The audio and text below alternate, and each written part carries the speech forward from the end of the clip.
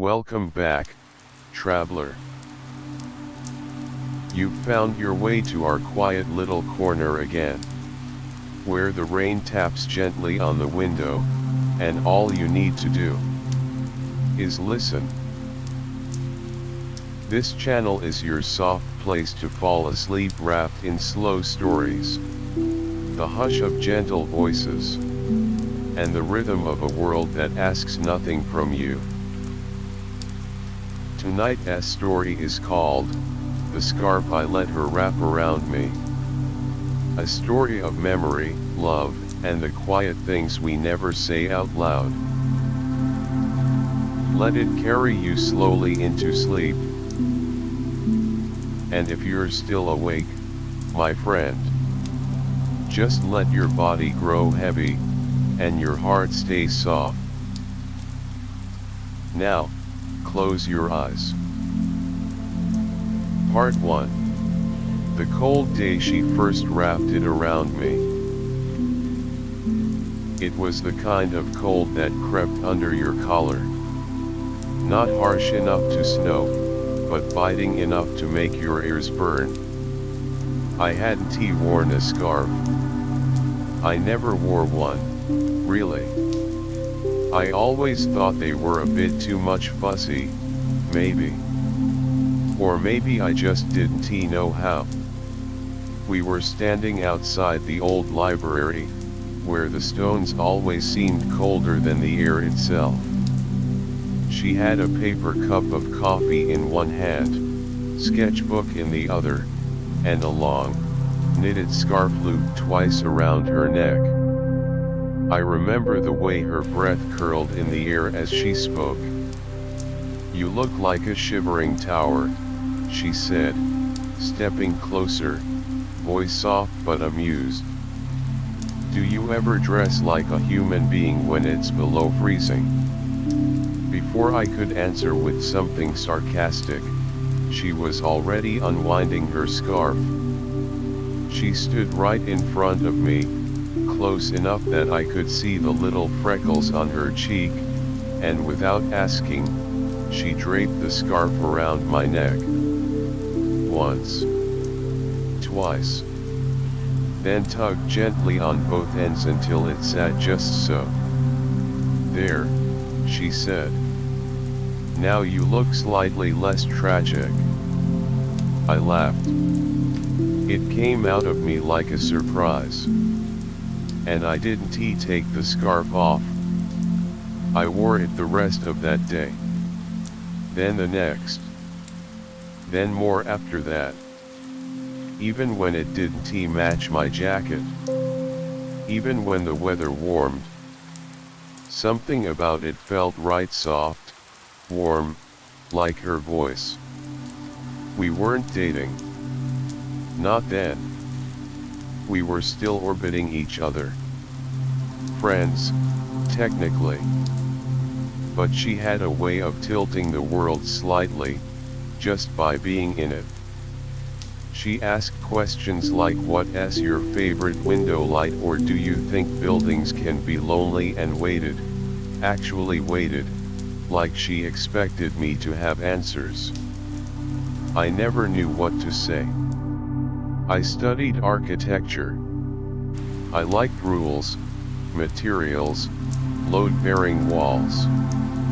She studied art history. She liked textures, colors, meanings hidden under brush strokes. We were different. But when she looped that scarf around my neck, I felt known. Later that week, I tried tying it myself. It came out lumpy, asymmetrical. I didn't have her hands, her ease. She saw me fumbling one morning and smiled that way she did, half pity, half delight. She took over, fixed it. Once. Twice. Tug.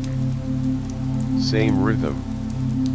"You'll get it eventually," she said. "It's not just about warm. It's about how you carry something. I didn't know what she meant. Not fully.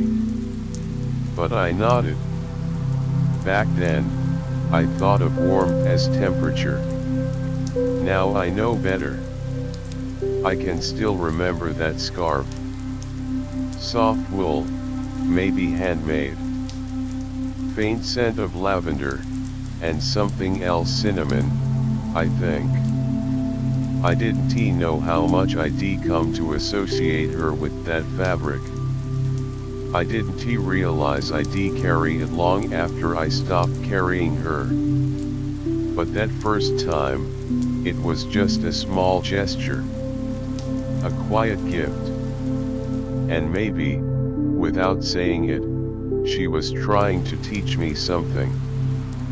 Not just about scarves, but about being seen. About letting someone close enough to touch your throat, where the pulse lives. That day stayed with me. The cold, the color of the sky, the way her fingers moved like she'd done it 1,000 times. She probably had. But in that moment, it felt like she had done it just for me. And I think that's when I started to fall for her. Not all at once. Not in the cinematic way people always describe. But slowly, like how a scarf gathers warmth. Layer by layer. Part 2.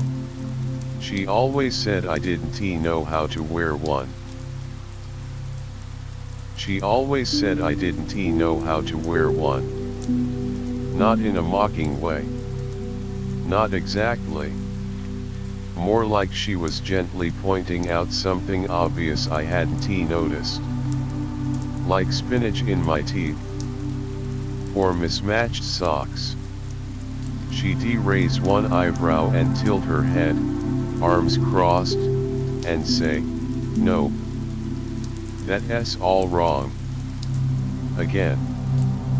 It became a kind of ritual, her watching me try to get it right, me pretending I didn't care, and both of us knowing I did. I think that scarf was the first thing of hers I ever wore. Or rather, the first thing she gave me without really giving it to me. She never asked for it back. She just started correcting how I tied it, each time with the same amused patience you'd give a child learning to tie their shoes. In those early months, we were undefined. We met through mutual friends. A group project, I think, though I barely remember the project itself. What I do remember is her sketching on the side of her notes, little ink drawings in the corners. Birds, mostly. Some days, they had scarves too. Or hats. She drew birds like they had personalities, grumpy sparrows, dreamy owls. She was warm in a way I wasn't used to. Not loud or overbearing, just quietly expressive. She hummed while brushing her teeth. She left tiny doodles on post-its stuck to my laptop. Once, she drew a bird sitting on top of a radiator and wrote, "This is you, waiting for spring." I didn't know what to do with that. I'd grown up in a house where things were neat, quiet, and straight to the point. You wore a scarf if it was cold. You folded it once. Or not at all. She, on the other hand, treated scarves like a language. Like they said something about the day, or the moment. She had so many bright ones, muted ones, some with frayed ends. And she wore them like brush strokes on a canvas. "You always make it look like the scarf is wearing you," she told me once, grinning. "It's supposed to feel like part of you." I didn't answer right away. I just looked at her, wondering how someone could turn something so simple into something so tender. She liked to touch things when she talked: fabric, mug handles, buttons on coats. Once, during a cold walk back from class, she slipped her hand into my pocket without warning and said, "You don't use these anyway. Might as well share." I felt like a furnace after that. Couldn't he speak for half a block? Those early days were clumsy in the best way. We weren't a couple yet. But something in the air had already started changing. Like that first week of autumn, when the light shifts just enough to tell you summer's over even if the trees haven't caught on yet. She'd fix my scarf, then say, "Better," like she was satisfied with some small victory. And I'd pretend to roll my eyes, though I liked the attention more than I'd ever admit. We weren't perfect. Not even close. I could be too quiet, too stubborn. She was sensitive, easily hurt when I didn't notice something she thought was obvious. I remember once, I forgot to comment on a new scarf she'd knit herself. She didn't mention it, but the silence that day felt different. Heavy. Not angry, just disappointed. Later, I found a little note in my coat pocket. It read, "Scarves are like words. When they're wrapped right, they make you feel safe." I still have that note. Looking back, I think that was her way of trying to teach me softness. Not with lectures or grand gestures, but through repetition. Through scarves. Through patience. Through the way she held a gaze just long enough to make me question what else I hadn't been paying attention to. I never told her, but I practiced. Late at night. In front of the mirror. Watching YouTube videos on scarf tying techniques like I was preparing for an exam. And every time, I'd hear her voice in my head: "Nope. Try again." We weren't official until much later. But those small moments, her fixing my scarf, her quiet smiles, her sketches in the margins, were the beginning. They were the first layers. And I didn't even realize I was already being wrapped in something I wouldn't want to take off. Not just a scarf. Her. Part 3. Shared apartments and worn-out sweaters. The apartment was smaller than we expected. Barely room for a proper table, and the bathroom door creaked every time you opened it. The windows whistled in the wind, especially in winter, and the walls were thin enough that we knew exactly when the neighbor's cat got fed. But we called it home. It was our first place together. The rent was manageable, the location was close enough to both of our jobs, and there was something about the way the light hit the floor in the morning that made it feel honest. Like we weren't pretending. Like this was real. We had mismatched mugs, 2 spoons that were always clean because they were our favorites, and a coat rack that doubled as a scarf tree. Her scarves, mostly. Bright ones, long ones, hand-knit ones. They hung like banners of a quiet kingdom we were still learning to rule together. Mornings were the best and the messiest. She always woke up before me. Somehow already humming, already moving, wrapped in one of my old sweaters that had stretched at the sleeves. She'd make coffee in that little yellow French press we found at a thrift shop. The one that leaked just a little but we loved anyway. I'd stumble out of bed, still groggy, and find her sitting cross-legged on the floor, surrounded by open books and a half-eaten apple. Her hair up in a clip, her scarf already wrapped. She'd look up and say, "You forgot again." And I'd groan, "What now?" "The scarf. You always forget the scarf." It became a ritual. She'd stand up, come close, and wrap it around me herself. Not too tight. Just enough to say, "I see you." Then she'd give it a pat and say, "There. Now you're ready." Some days we were sweet, slow-moving like syrup. Other days, not so much. We fought about dishes. About how I never wiped the counters properly, or how she left wet towels on the bed. About forgotten texts and unwashed mugs and me getting lost in my thoughts instead of helping her carry groceries. But we always came back. I remember one fight, particularly bad. Something small had exploded into something sharp. We weren't yelling, but our words were cold, distant. She stormed out, didn't even take a scarf. Hours passed. It started snowing. When she returned, cheeks pink from the cold, she walked past me silently and hung her coat.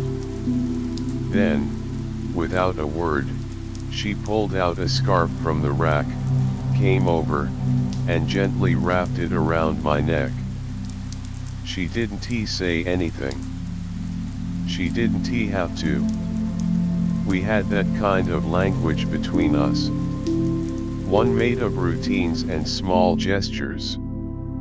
Scarves instead of apologies. Coffee instead of flowers. Shared space instead of declarations. The sofa was second-hand, a little lumpy, and perfect for two people who like to read side by side.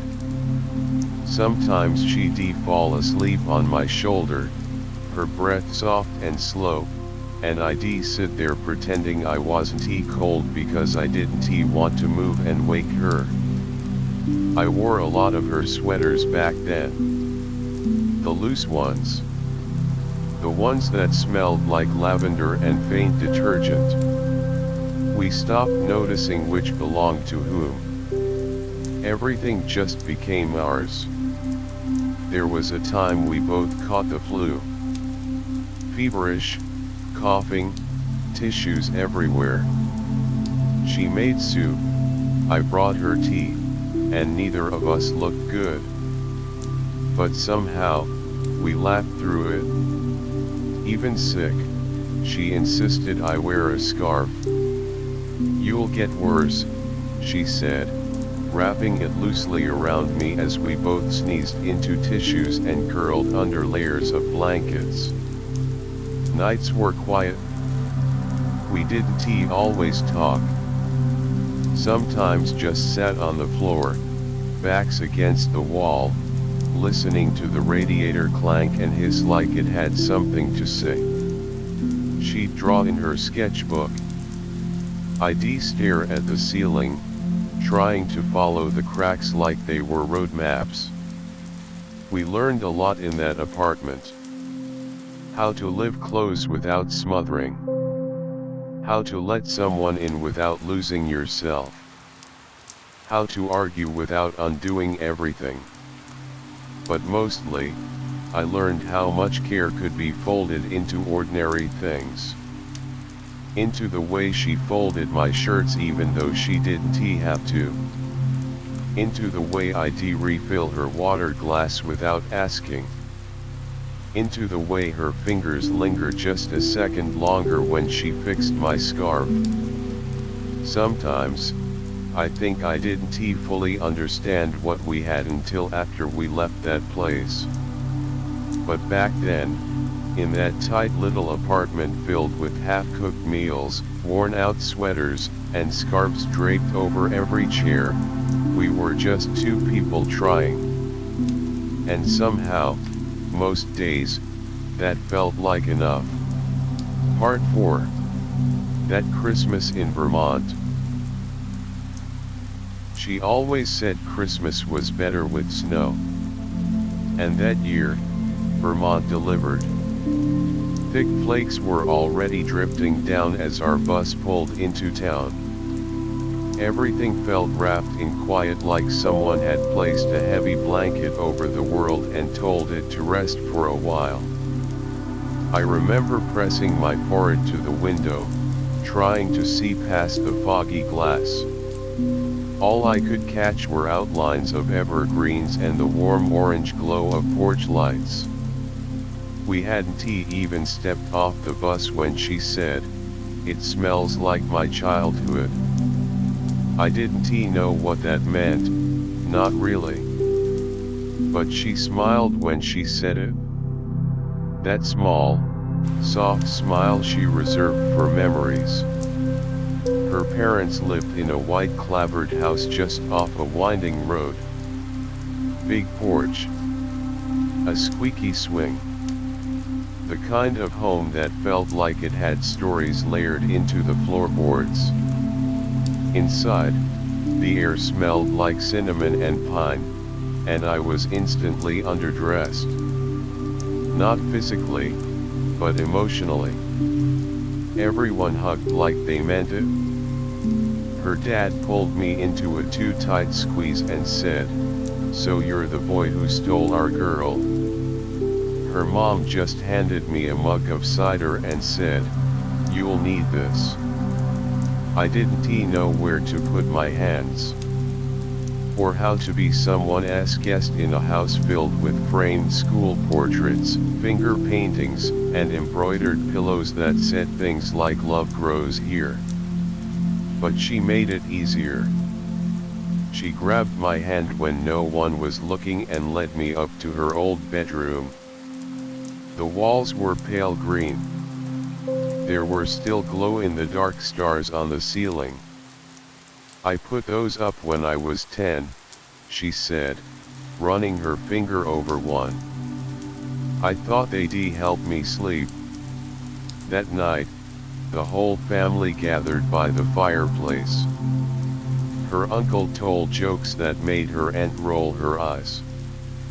Her little cousins kept climbing into my lap like I was part jungle gym, part mystery.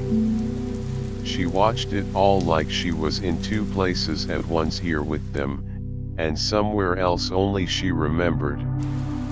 She wore that maroon scarf with the little silver threads woven in. The one she'd had since high school. I teased her about it once, said it looked like something a holiday ornament might wear. But she loved it. On Christmas morning, I woke up to the smell of coffee and the sound of someone playing piano downstairs badly. I padded out in socks, found her sitting by the tree, legs tucked under her, holding out a small, soft package. "Merry Christmas," she whispered. It was a scarf.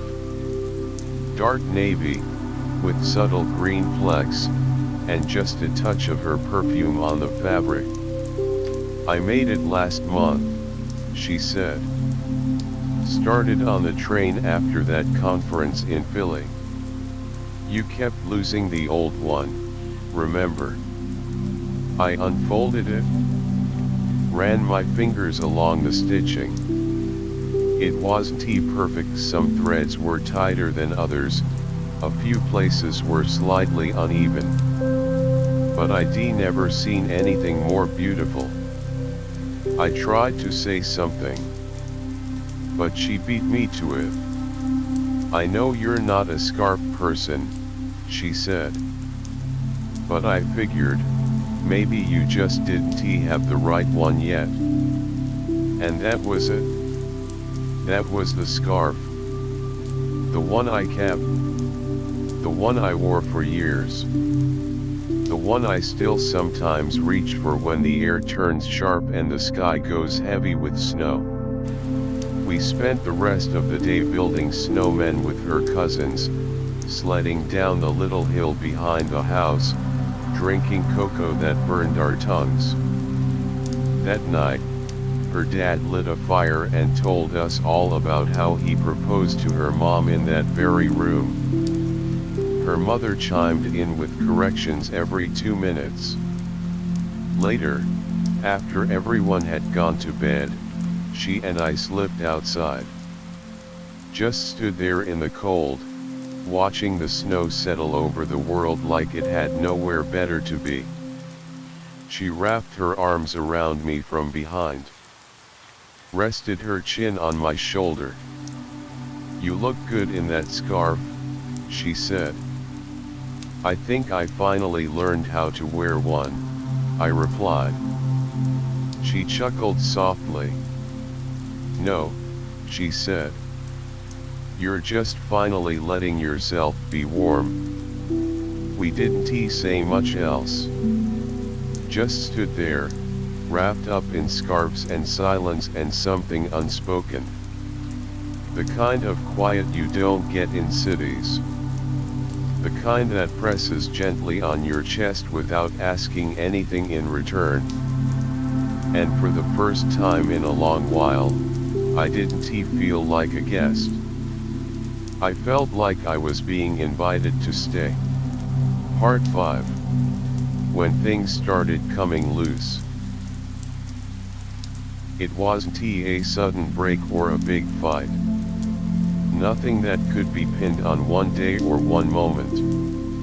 Instead, it was a slow unwinding, like a thread gradually coming undone without anyone noticing at first. You know that feeling when something feels a little off, but you try to ignore it because you don't want to face it yet. That's how it was with us. She started working more hours at the gallery. At first, it was just a few late nights here and there, but soon it became the norm. She'd come home tired, distracted, eyes glazed over like she was still somewhere else. I tried not to say anything, told myself it was just stress, just a busy season. But I felt the change. We used to talk for hours after work, about everything and nothing, about her paintings, my spreadsheets, plans for the weekend. But now the conversations got shorter, clipped, or didn't happen at all. Instead, silence filled the spaces between us. I remember one evening in particular. She made dinner a simple meal, pasta with olive oil and garlic, something she knew I liked. We sat across from each other, plates steaming, wine glasses half full. I was distracted by emails on my phone. She ate quietly, not looking at me once. The only sound was the fork clinking against the plate. Later, she slipped away to bed without a word. I stayed up longer, staring at the ceiling, feeling the distance grow between us like a cold draft slipping under the door. The scarf she always wrapped around me before I left for work stopped appearing. It hung by the door, untouched and forgotten. I started wearing one of my own, a plain, scratchy gray thing that smelled like nothing. It didn't have her warmth, her softness, the way she used to tuck it just so. She always said I didn't know how to wear scarves properly, that I never gave them the care they deserved. I never argued. Now, without her, the scarves felt like symbols of everything we were losing.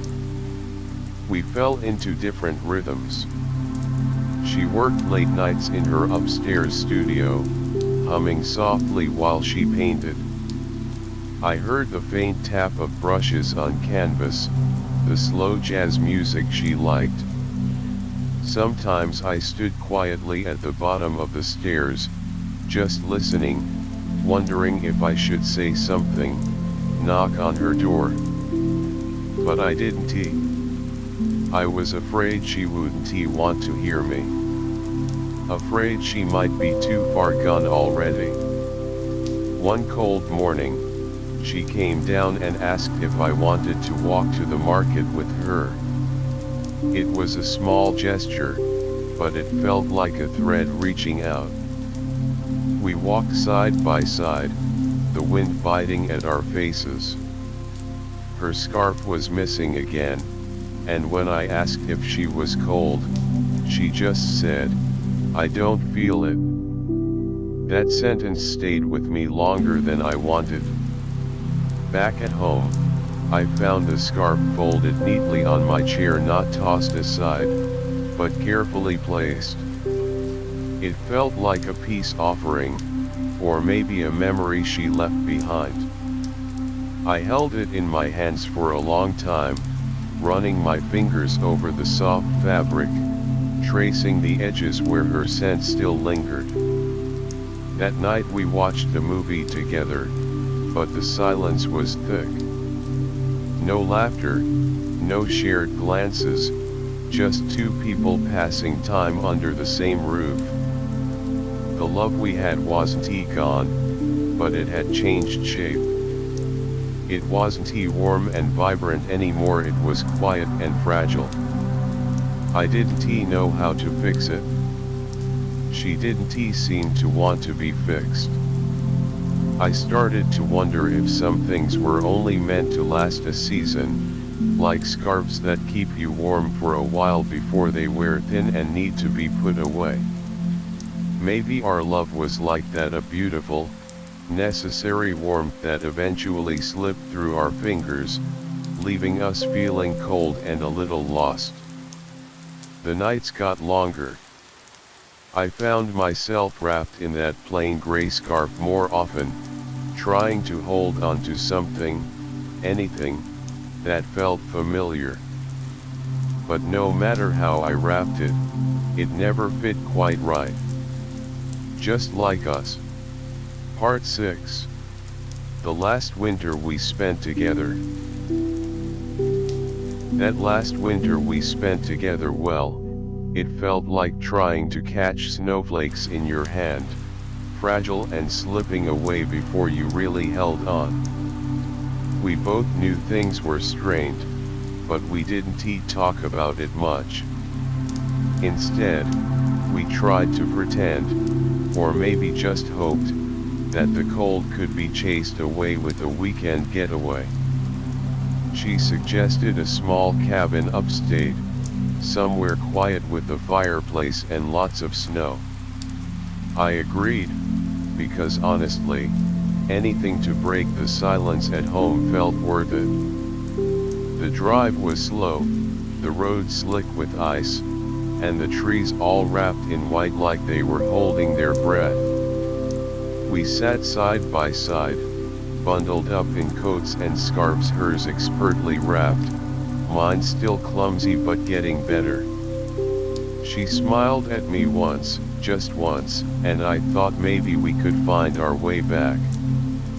Inside the cabin, the fire crackled and popped, casting warm, dancing shadows on the wooden walls.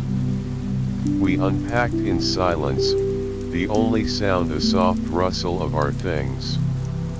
That night, we pulled out old photo album snapshots of happier days, vacations, birthdays, moments where laughter seemed effortless. We traced the edges of those pictures with fingers and memories, the past glowing softly between us. The scarf she wrapped around my neck that weekend was different somehow. It wasn't just a piece of fabric, it was a bridge, a reminder of all the moments we shared. I could feel her hands, the way they folded the scarf just so, the warmth that wasn't just from the wool but from her care. We went for walks in the snow, stepping quietly through the powder like we didn't want to disturb the fragile peace. I remember her breath steaming in the cold air, the way her eyes caught the light of the overcast sky. We talked in whispers about dreams, about regrets, about the future we weren't sure we had anymore. There was an honesty in that quiet talk that we hadn't found in months. But even then, the cracks were there, thin lines in the ice beneath our feet. She told me about feeling trapped between her art and the world, about pressure she couldn't shake.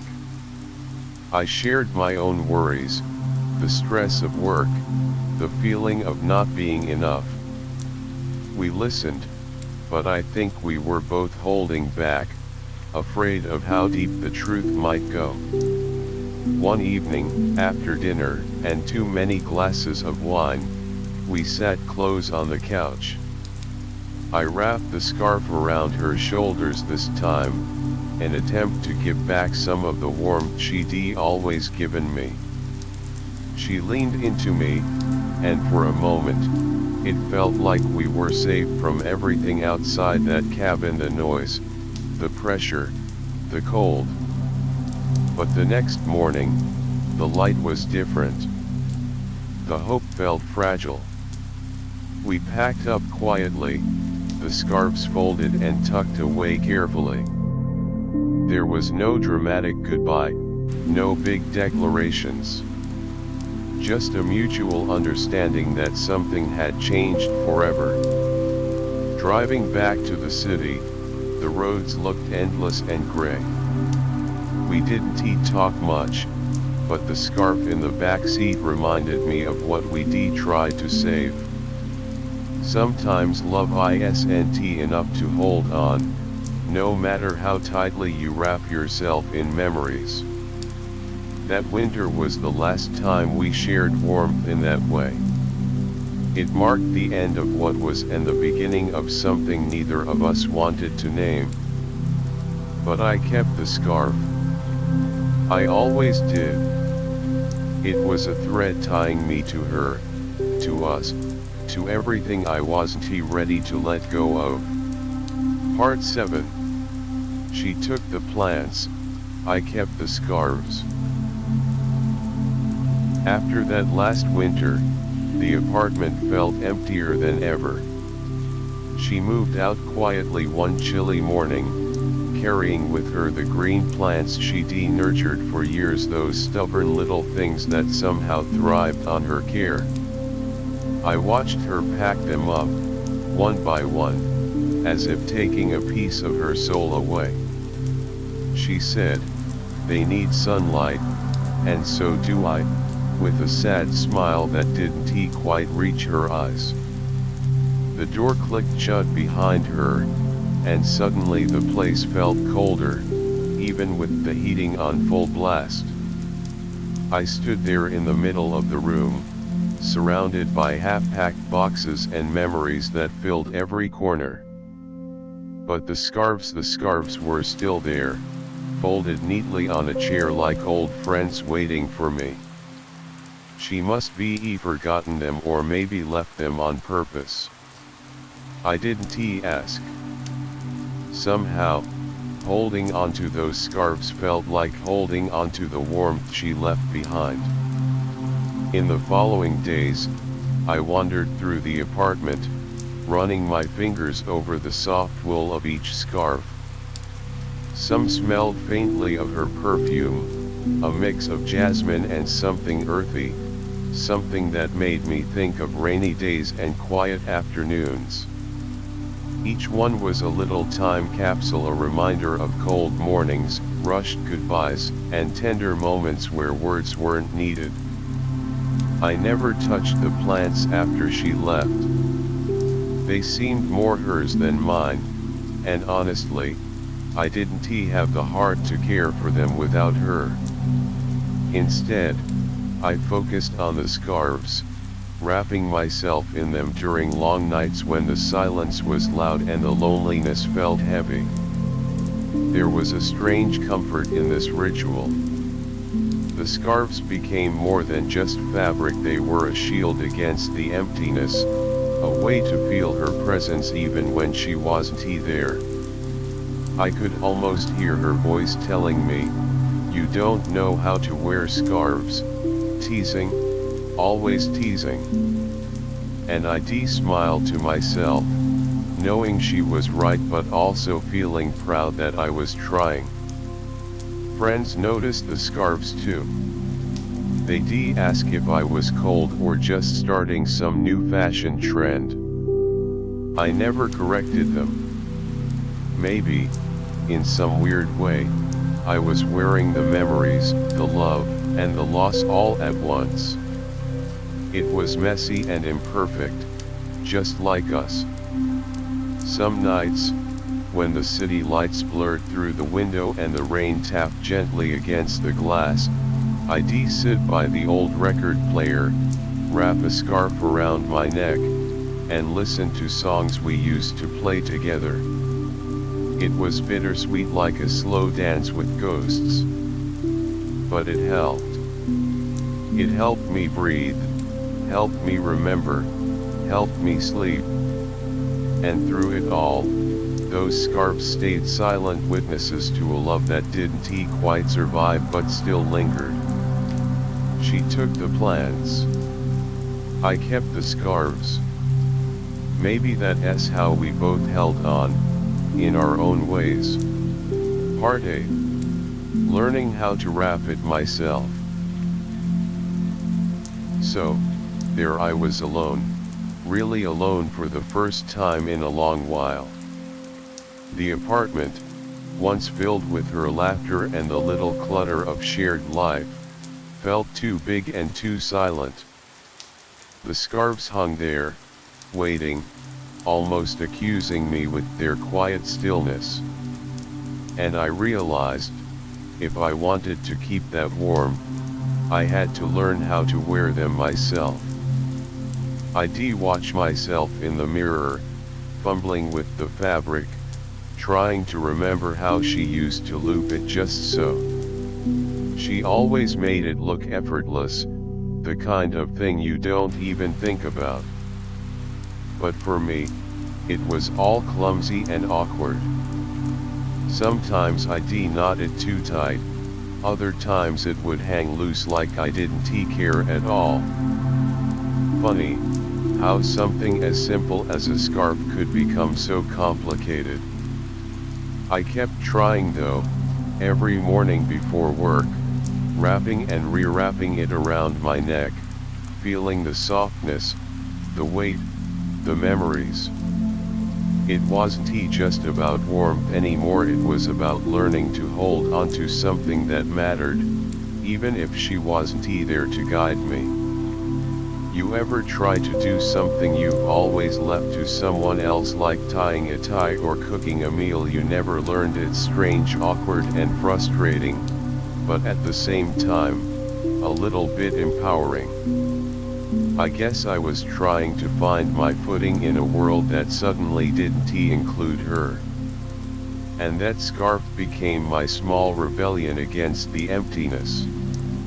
One evening, late and quiet, I sat by the window wrapped in that familiar wool, the city lights flickering outside.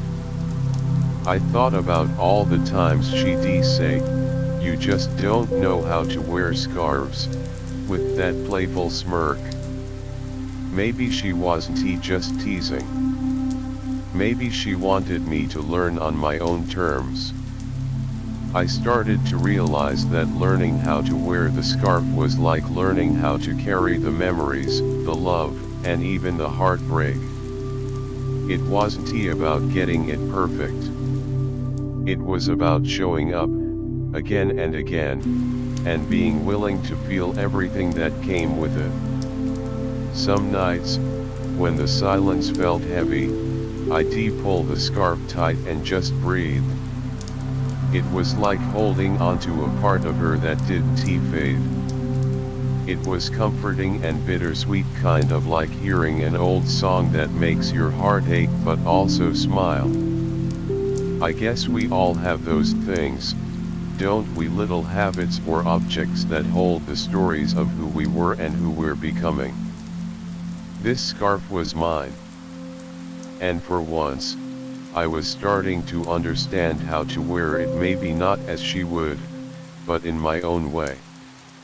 So, dear friend, have you ever had something like that, something that's not just an object, but a feeling, a memory you carry close? It's strange how small things can teach us big lessons. The nights grew colder, and I kept wrapping myself tighter, not just against the chill, but against the ache of missing her. And somehow, in the fumbling and the frustration, I found a kind of peace. The scarf wasn't just fabric anymore. It was a bridge to the past, and a comfort for the present. Part 9. A letter in the pocket. One chilly winter afternoon, a few years after she had moved out, I was cleaning the apartment, well, more like avoiding work, and I picked up that old scarf again. It was folded loosely on the back of a chair, still soft but carrying that familiar, worn-in scent. You know the one I mean, that faint trace of something personal, like a whisper from the past.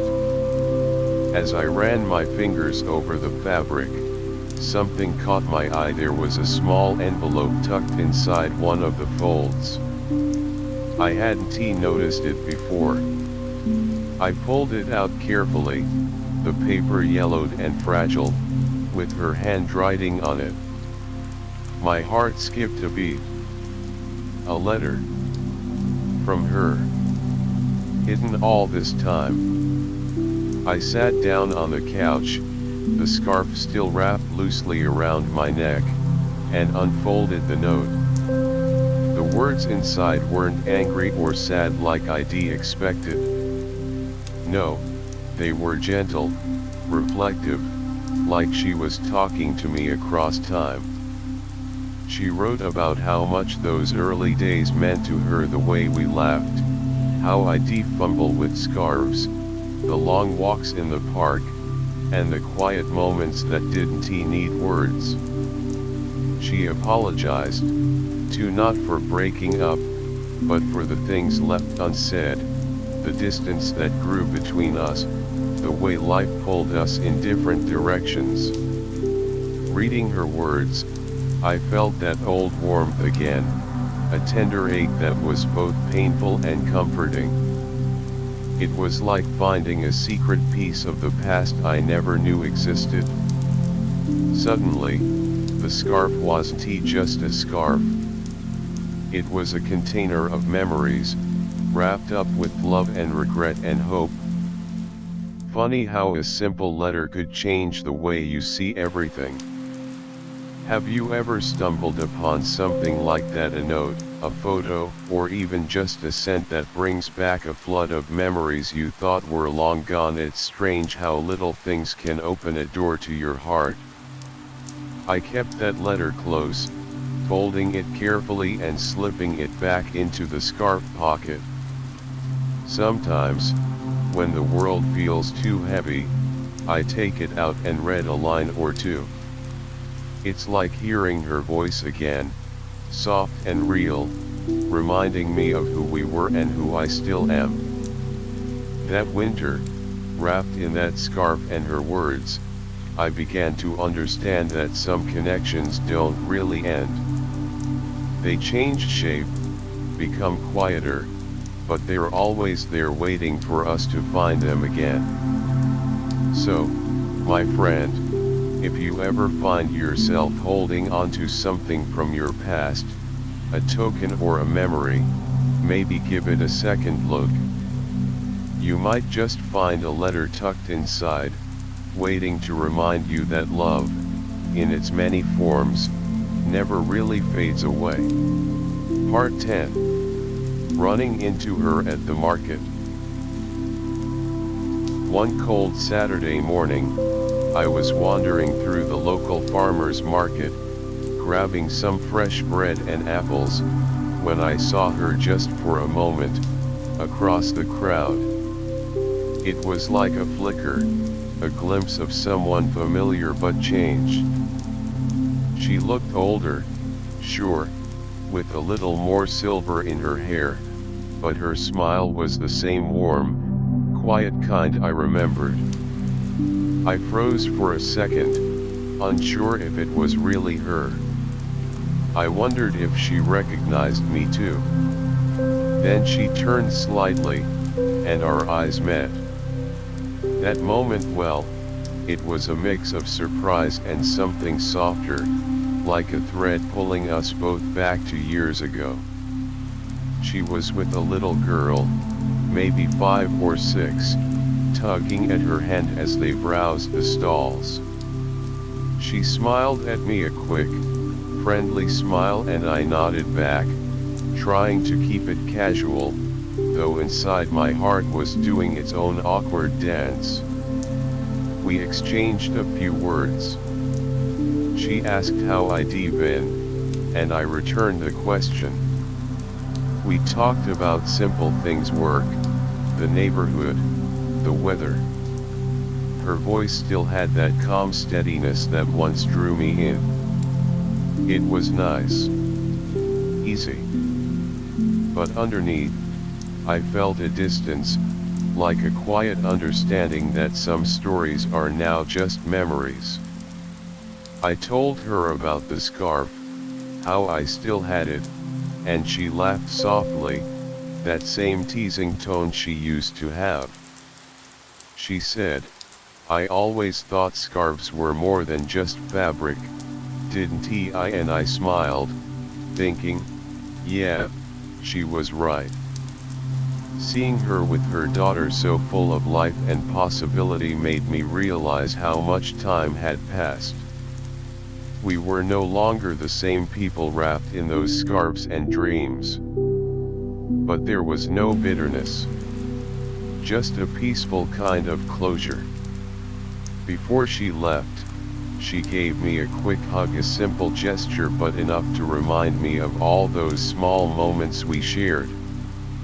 And as I watched her walk away, hand in hand with that little girl, I felt a quiet kind of gratitude.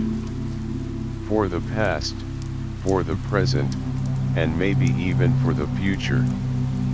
Dear listener, have you ever bumped into someone from your past when you least expected it? Felt the warmth of old memories mixed with the calm of moving on? It's a strange, beautiful feeling, isn't it, like a soft whisper in the middle of a busy day.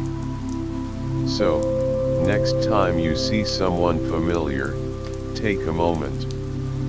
You never know what stories lie beneath the surface, or how a simple hello can wrap you in comfort, like a scarf on a chilly morning. Part 11. The day I almost gave it away.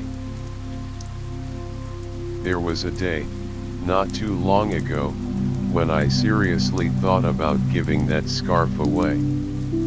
I was cleaning out the closet, trying to make space for some new things, and that scarf, so familiar, so heavy with memories, caught my eye.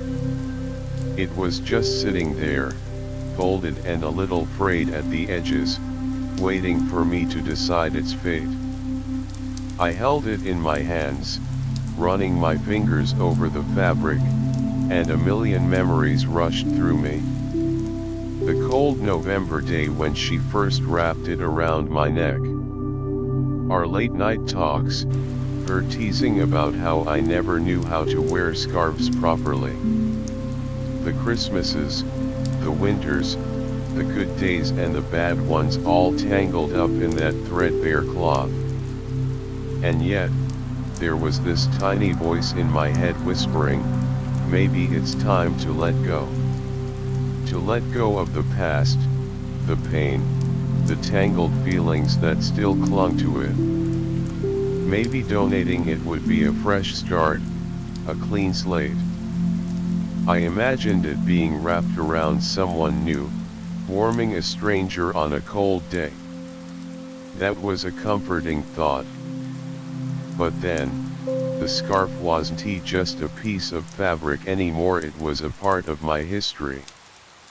It was the embodiment of moments I lived through, lessons learned, love given and lost. I thought about all those times I tried to wear it myself, fumbling and failing, then finally learning. The scarf had become a symbol not just of her or our story, but of me. Of who I was and who I was becoming. So, I put it back in the drawer, folding it carefully. I wasn't ready to let go, not yet. Sometimes, holding on to a piece of the past isn't about clinging to pain, but about honoring the journey that shaped us. Dear friend, have you ever stood at that crossroads between letting go and holding on? It's a hard place to be, but sometimes, it's in that struggle we find the meaning that keeps us going.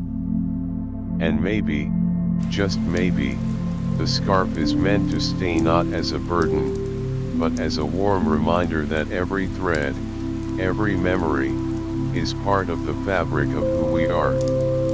Part 12. When I thought I saw her in the snow. It was one of those late winter nights, the kind when the snow falls softly, muffling the world into a quiet, white blanket. I was walking home from a late shift at the bookstore, the streets mostly empty except for the occasional headlights cutting through the fog. My scarf was wrapped tightly around my neck, a habit now, comforting and familiar. Then, out of the corner of my eye, I thought I saw her standing under the flickering street lamp, her silhouette framed by the falling snow. For a moment, my heart skipped a beat, a flicker of hope. But as I got closer, the figure turned, and it wasn't her. Just a stranger, walking with her own story. I stood there for a second longer, feeling the cold seep in despite the scarf. That moment stirred up a rush of memories, our winters together, the scarves, the way she used to laugh when I fumbled with the knots. It was bittersweet, a mix of warmth and ache. Sometimes, my mind plays tricks like that, weaving the past into the present when I least expect it. But that night, I let myself walk the longer way home, scarf pulled up a little higher, holding onto the warmth it gave me. It wasn't just about the cold, it was about carrying a piece of her with me, even if only in memory. Dear friend, have you ever mistaken a stranger for someone you once loved? It's a strange kind of ache, but also a reminder that those we loved never truly leave us. They live on in the shadows, the snowflakes, the scarves we wrap around ourselves when the night grows cold. Part 13. Wearing it without her now. It took me years, really, to learn how to wear that scarf properly. Not perfectly, no, I'm still not there. But with a quiet kind of confidence I never had before. When she was around, she always insisted that I never quite got it right. She'd laugh softly and twist the fabric just so, pulling the ends the way she liked. I remember how patient she was, despite my fumbling fingers and awkward knots. I guess, back then, I was trying to hold onto more than just the scarf. I was trying to hold onto her. After she left, the scarf sat on the back of my chair for a while. I avoided it at first. Too many memories wrapped up in those threads. But one evening, with the winter chill creeping into the apartment, I found myself reaching for it. I wrapped it around my neck clumsily, fumbling with the ends, twisting the fabric in the wrong way. It didn't feel right, not at all. But the warmth was real, like a quiet whisper from the past telling me to keep going. Over time, wearing the scarf became less about her and more about me. About learning to find comfort in my own skin, to carry a bit of that warmth wherever I went. I started to wear it when I met friends, on walks through the city, even to quiet cafes where I'd sit with a book and a cup of coffee. And you know what people noticed? One afternoon, a friend stopped me, smiling. "That scarf looks good on you. Who taught you how to wear it like that?" I didn't tell him it was her. Not directly, anyway. Instead, I just smiled, feeling a quiet pride. Because it wasn't just about the scarf. It was about how she helped me see the world differently, how she taught me to be more open, more willing to be seen. And maybe, just maybe, how to carry a little warmth even when the cold tries to settle in. Dear friend, have you ever kept something from someone you loved? Maybe it's a little thing, a scarf, a letter, a photo that carries a weight far beyond its size. These things remind us of who we were and who we're becoming. And sometimes, they help us move forward when everything else feels uncertain. I wonder if you've ever wrapped yourself in something like that, a piece of the past that still warms your heart. Tonight, as you listen, maybe think about your own scarves. The memories they hold. The warmth they bring. Let that feeling wrap around you as you breathe slowly, softly, easing gently into sleep. The nights still get cold sometimes, but the scarf stays closed now, and so do the memories, not sharp or painful, but soft and quiet, like the slow fading light at the end of the day. Wearing it without her isn't about forgetting, or letting go completely.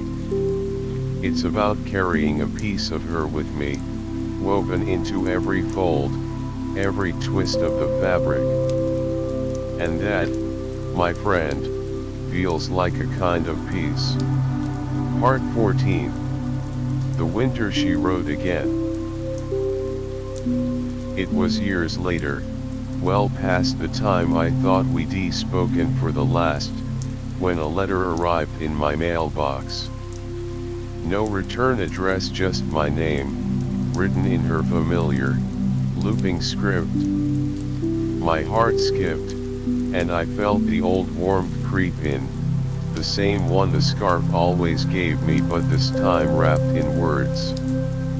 I unfolded the paper carefully, almost like I was afraid it might tear, and began to read. She wrote about the old photo she'd found, one from that Vermont Christmas, the one where we stood side by side, wrapped up in scarves, snowflakes falling softly around us. She said seeing it again brought back memories she hadn't thought of in years, memories not just of us but of everything we were trying to be. Her words were gentle, thoughtful. There was no bitterness, no regret. Just kindness. And maybe a little sadness for how things turned out, but more than anything, a sense of peace. She told me how she hoped I was well, how she hoped I'd found my own way to wear the scarf not just around my neck, but in life. Reading that letter, I felt like the years between us shrank, if only for a moment. The distance, the silence, they all faded away, replaced by that quiet connection we always shared beneath the surface. It reminded me that even though we had moved on, those small threads of the past still held us together in ways words sometimes fail to capture. Dear listener, have you ever received a message from someone long gone from your daily life, something that suddenly made everything feel lighter, softer? It's like the universe reaching out with a gentle hand, reminding us that we're not as alone as we think. That winter, I kept the letter close, slipping it carefully into the scarf's pocket.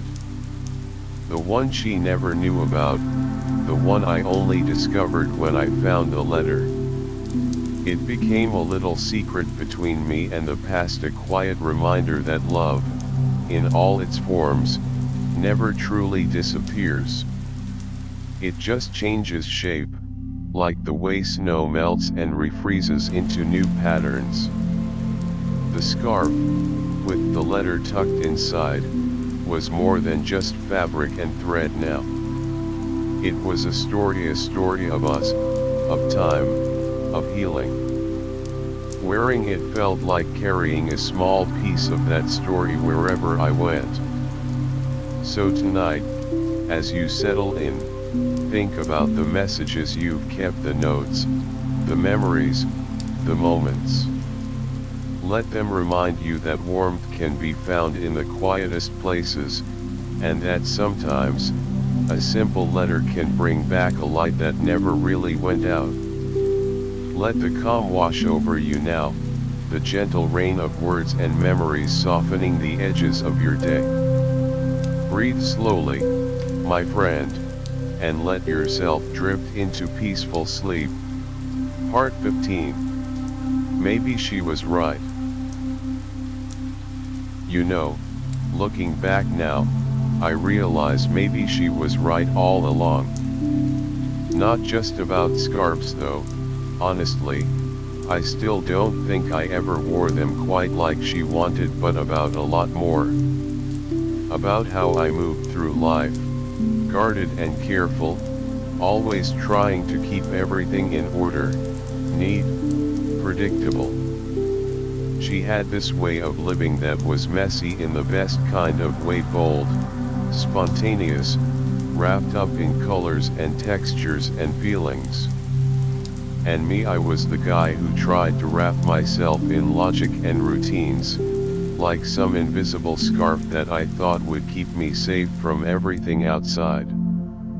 But the truth is, you can't really protect yourself that way. Not from love, not from loss, not from growing and changing. And I learned that the hard way. Wearing that scarf, her scarf, became a kind of ritual for me. At first, it was awkward. It never sat right, never felt quite natural. But over time, I started to figure it out, not just how to wrap the fabric, but how to wear the memories and lessons she left behind. How to let go a little, to take some risks, to feel instead of just think. My friends noticed the change. "Hey, you're finally wearing it right," they'd say with a grin. And I wouldn't correct them. Because honestly, maybe I learned from her, without even knowing it. Sometimes I catch myself smiling when I wrap it around my neck, feeling that familiar warmth, the subtle scent that lingers like a whisper of the past. It's comforting, sure, but it's also a reminder of everything that came before, the good and the bad, the quiet moments and the loud ones. Dear friend, have you ever held onto something that felt like more than just an object, maybe a scarf, a letter, a photograph, something that carried with it a whole lifetime of feeling, stories, and change? I guess the real lesson is this: life isn't about perfect. It's about learning how to wear your scars and your joys with the same gentle hands. How to wrap yourself in the things that matter, even when they're messy or complicated. How to keep moving forward, even when the wind is cold and the road is long. So tonight, as you drift off, let yourself be wrapped in your own memories, your own stories. Let go of the need to be perfect. Just breathe, relax, and know that you're exactly where you're meant to be, scarves and all. Thank you for listening, for traveling this quiet journey with me. May your dreams be warm and your rest deep. Good night, my friend.